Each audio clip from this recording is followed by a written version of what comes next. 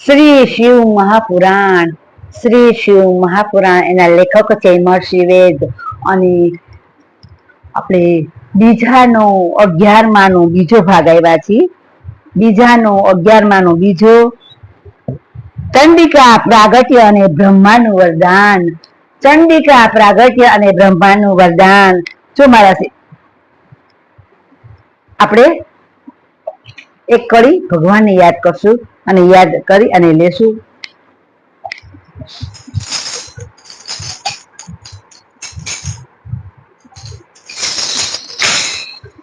પાપ તારું પુકાર જાડેજા, કર્મ તારો સંભાળ રે. તારી નાવડીને ડોબાવા નહીં દઉં, તારી નાવડીને ડોબાવા નહીં દઉં. એમ જે સાચી લૂટી કુંવારી રે જાન, સતીરી રાણી લૂટી કુંવારી જાન રે. સલાતે કર મોતે કર્યા, હાય સલાતે કર મોતે કર્યા. એમ જે સાલ કે જી લૂટી કુંવારી રે જાન, સતીરી રાણી લૂટી કુંવારી જાન રે. એટલા તે કર્મો તે કર્યા, એટલા તે કર્મો તે કર્યા. એમ જે ચાલ કે જી. આપણે ત્રિકાળ સંધ્યા લેશું. બાળકોને સવારે ઉઠતા, બપોરે જમતા, સાંજે સૂતા ત્રિકાળ સંધ્યા બોલાવો છો. એથી કરી આપણા બાળકોને સારા વિચાર મળે, સારા સંસ્કાર મળે, કોઈ દી અવહેલ ના જાય. અત્યારે 5 વર્ષનું બાળક પણ આપણા હાથમાં નથી, એને પણ સાચવવું અત્યારે અઘરું પડી જાય છે. અને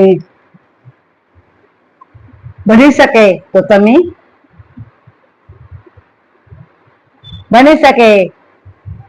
તો દાદાના કેન્દ્રમાં જાજો, કેન્દ્રમાં જાઓ, દાદાની કેસેટમાં જાઓ, ત્યારે બાળકોને લઈ જાજો.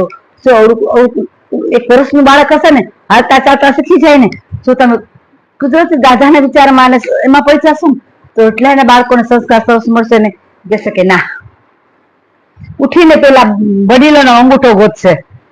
બા તમારો અંગૂઠો ક્યાં, બા તમારો અંગૂઠો ક્યાં, મારે પગે લાગવું છે, આવી રીતના કરશે.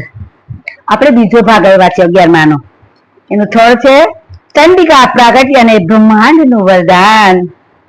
સુતજી કહે છે, બ્રહ્માનું આવું વચન સાંભળીને શિવાદેવી સમસ્યા પામ્યા અને પોતાના મનને વિચારવા લાગ્યા.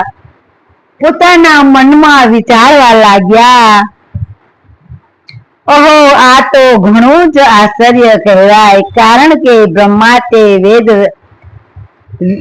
વેદવેતા છે, જગત કરતા છે, છતાં ખોટા અજ્ઞાનમાં રહી આ શું કહેવા લાગ્યા છો? ખોટા અજ્ઞાનમાં રહી આ શું કહેવા લાગ્યા છો? બ્રહ્માના દુખી મનમાં હે મોહ ઉત્પન્ન થયો, જેથી નિર્વિકારી શંકરને મોહ પમાડવા ઈચ્છે છે.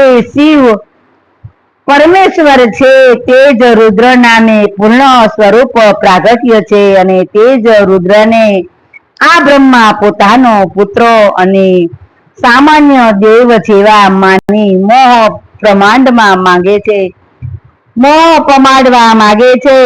તેમ છતાં પણ હું જો બ્રહ્માને વરદાન નહીં આપું તો દેવની નીતિ ભ્રષ્ટ થશે. જો હું બ્રહ્માને વરદાન નહીં આપું તો દેવની નીતિ ભસ્મ થશે. એમ કહે છે,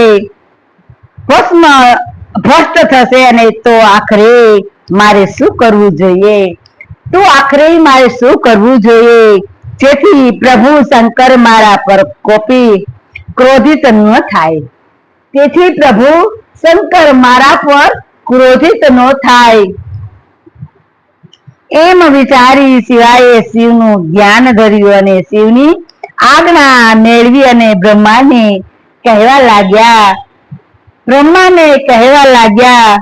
દેવી બોલ્યા, હે બ્રહ્મા, તમે તો સત્ય જ કહ્યું છે કે મહાદેવ સ્ત્રીનો સ્વીકાર નહીં કરે. મહાદેવ સ્ત્રીનો સ્વીકાર નહીં કરે તો આ સૃષ્ટિ સનાતન થશે નહીં, અને મહાદેવ મોં પમાડનાર મારા સિવાય બીજી કોઈ શક્તિ નથી. તેવી કે છે મારા જેવી કોઈ શક્તિ નારી નથી. જેથી હું એવો પ્રયત્ન કરીશ કે શિવજી મોહ પામે. સતીનું રૂપ ધરીને તેમને જ વંશ રહેનારી તેમની પ્રિયા થઈ રહે. પિતામહ, હું દક્ષની પત્નીની કુખે જન્મ લઈ સતી રૂપે શંકરને લીલા વડે પ્રસન્ન કરીશ. પ્રસન્ન કરીશ. બ્રહ્મા બોલ્યા, હે મહામુનિ, એમ જગદંબા શિવાએ મને કહ્યું અને તત્કાલ અંતર્યાન થયા હતા. અને ત્યારે લોકોનો પિતામહ એવો હું મારા પુત્રો પાસે જઈને સઘળો વૃતાંત કહી સંભળાવ્યો હતો.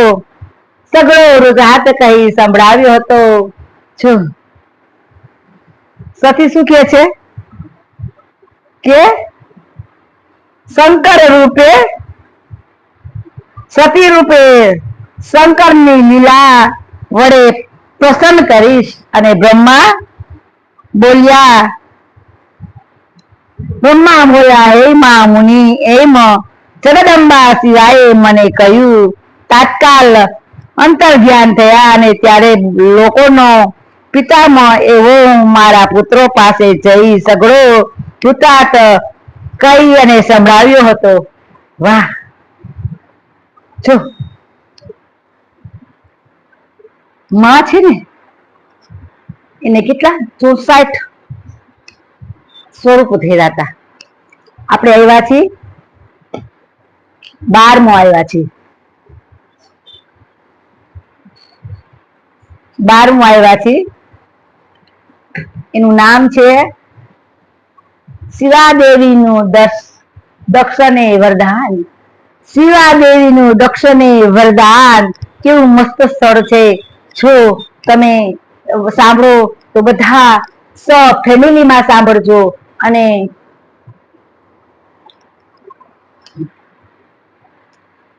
ભગવાનની લીલાનો કોઈ પાર નથી. ભગવાનની લીલાનો કોઈ પાર નથી. અને જો એક કહાની છે.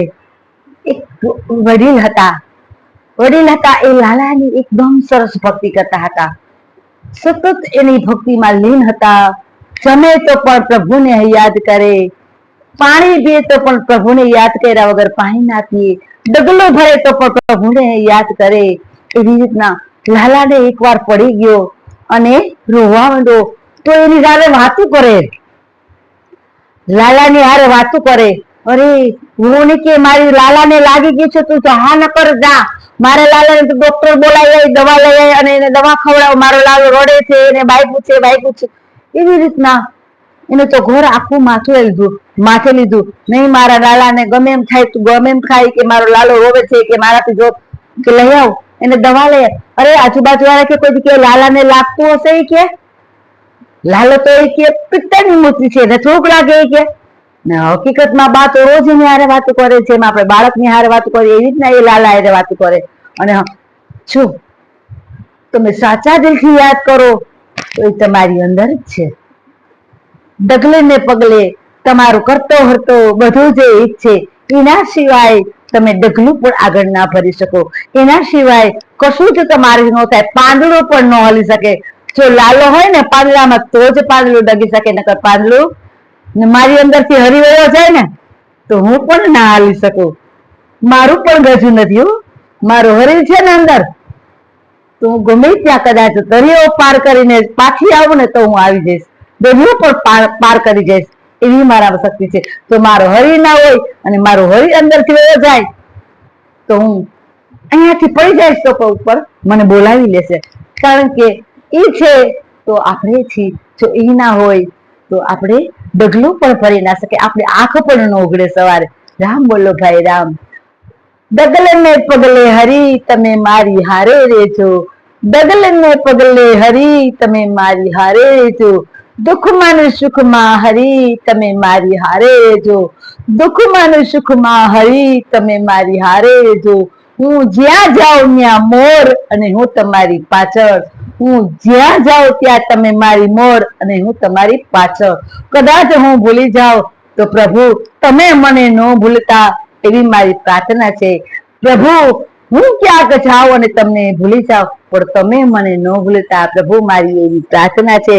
લાઈક કરજો, શેર કરજો, સબસ્ક્રાઇબ કરજો. ફેમિલીમાં ખાસ ને ખાસ ને ખાસ